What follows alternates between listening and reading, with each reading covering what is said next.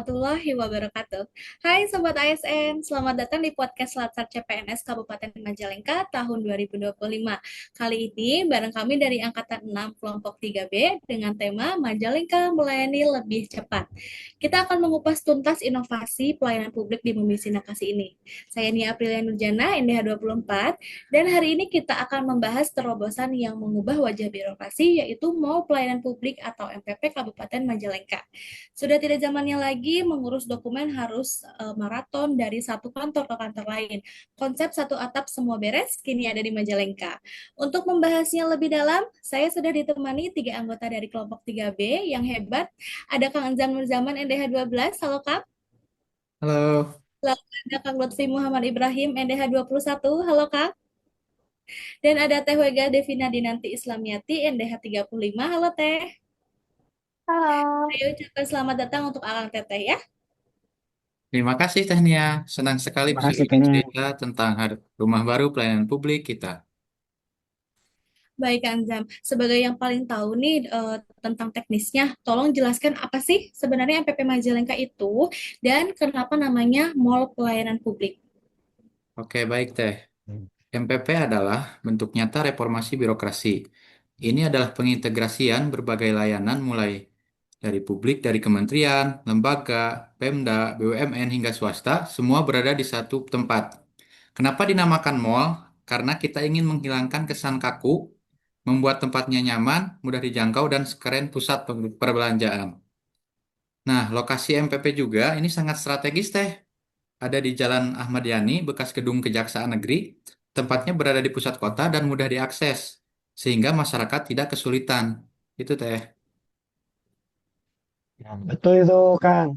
Izin saya menambahkan, dari sisi instansi, kami merasa dimudahkan juga nih untuk bersinergi. Jadi tidak hanya masyarakat yang dimudahkan, kami antar OPD dan instansi vertikal juga lebih cepat berkoordinasi. Betul, dan dari kacamata masyarakat, ini adalah lompatan besar. Kami tidak perlu lagi izin bolos kerja seharian hanya untuk mengurus 5 jenis dokumen di 5 lokasi berbeda. Waktu dan biaya kami jauh lebih efisien. Kuncinya yaitu efisiensi ya Teh. Tadi Teh Wega sempat menyinggung tentang sinergi. Memangnya ada berapa banyak instansi yang sudah bergabung di MPP Majalengka ini? Dan kira-kira ada berapa jenis layanan yang ditawarkan? Kita sudah mengoperasikan lebih dari 14 gerai dari berbagai instansi. Totalnya ada sekitar 72 jenis layanan yang tersedia untuk masyarakat. Ini angka yang akan terus bertambah seiring evaluasi. Begitu, Teh. Nah, bahkan saat diresmikan oleh Yang PJ Gubernur Jawa Barat, mengapresiasi lokasi kita yang strategis ini menunjukkan keseriusan pemerintah Kabupaten Majalengka dalam mendekatkan pelayanan kepada masyarakat.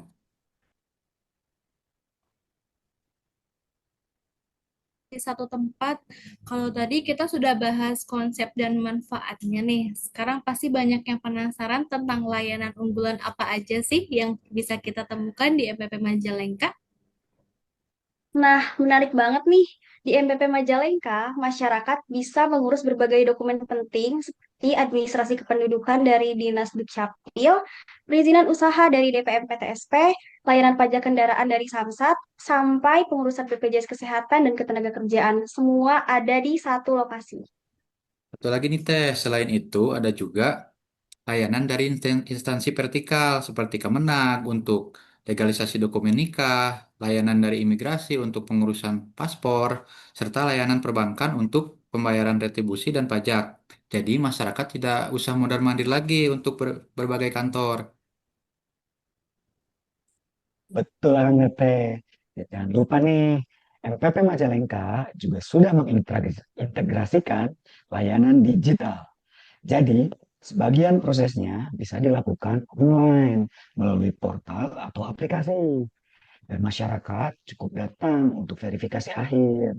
Ini sejalan banget nih sama semangat Smart ASN dan digitalisasi pelayanan publik. Wah, keren banget ya. Jadi bukan cuma soal tempat aja yang nyaman, tapi juga soal transformasi digital yang real. Kalau kita lihat, MPP ini benar-benar mencerminkan tema kita hari ini ya, yaitu Majalengka melayani lebih cepat. Sekarang kita masuk ke bagian terakhir nih. Kita kan ingin tahu bagaimana sih dampak kehadiran MPP Majalengka ini bagi masyarakat dan instansi, serta bagaimana harapan ke depannya. Nah, untuk dampak yang ini sangat terasa sekali Teh, masyarakat menjadi lebih percaya dan puas terhadap pelayanan yang diberikan oleh pemerintah. Selain cepat, pelayanan juga jadi lebih transparan dan juga lebih terukur. Itulah MPP. Dari sisi ASN sendiri dan instansi, MPP memaksa kita untuk beradaptasi dan berkolaborasi. Ini bukan hanya soal tempat kerja yang baru, tapi cara kerja baru. Kita harus makin responsif nih terhadap kebutuhan masyarakat. Gitu. Saya setuju banget. Harapan ke depan, semoga MPP Majalengka terus berkembang dengan inovasi digital, pelayanan ramah disabilitas, dan tentu saja peningkatan kualitas SDM ASN yang melayani dengan sepenuh hati. Wah, sangat luar biasa sekali. Jadi, inti dari semua pembahasan kita hari ini adalah pelayanan publik hukum bukan hanya tentang cepat dan mudah, tapi juga tentang empati, kolaborasi, dan integritas.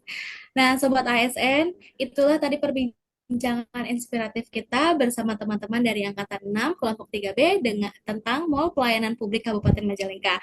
Sebuah inovasi nyata menuju pemerintahan yang lebih cepat, adaptif, dan berorientasi pelayanan. Terima kasih banyak untuk Kang Enzam, Kang Lutfi, dan Teh Wega atas insight-nya yang Sama, keren banget hari Teh. ini. Semoga podcast ini bisa menginspirasi kita semua untuk menjadi ASN yang smart, berakhlak, dan siap melayani tanpa batas. Sampai jumpa di lain kesempatan, tetap semangat dan terus berinovasi untuk Majalengka langsung Langsung saya. Langsung saya. saya. Wassalamualaikum warahmatullahi wabarakatuh. Hmm.